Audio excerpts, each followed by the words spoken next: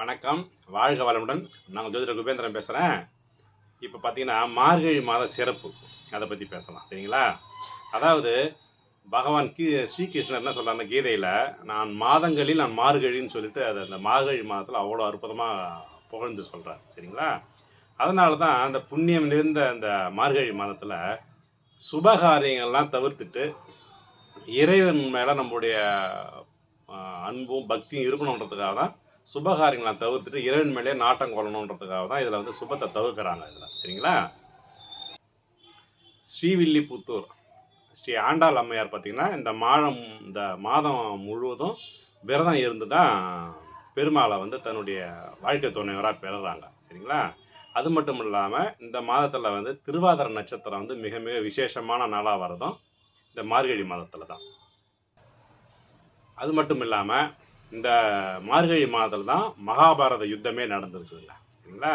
அது மட்டும் இல்லாமல் நம்ம வந்து திருப்பார்கடலை வந்து தேவர்கள்லாம் கடைஞ்சதும் அந்த மார்கழி மாதத்தில் தான். இதில் உண்டான ஆழகால விஷத்தை தான் சிவபெருமான் வந்து மக்களை காக்கிறதுக்காக அருந்தி அதை மூர்ச்சை ஆனதும் இந்த மார்கழி மாதம்தான்.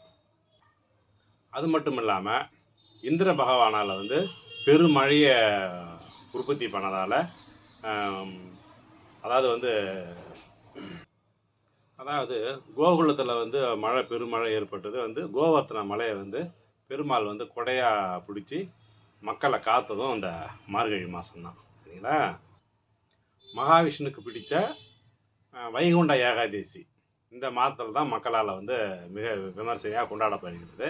அது மட்டும் இல்லாமல் திருப்பதியில் பார்த்திங்கன்னா வருஷம் முழுக்க வந்து சுப்ரபாதம் வந்து தினசரி பாடப்படும். ஆனால் இந்த மார்கழி மாதத்தில் ஆண்டாளுடைய திருப்பாவை தான் பாடி பெருமாளை வந்து எழுப்புவாங்க. அவ்வளோ சிறப்பு மிக்கது இந்த மார்கழி மாதம்.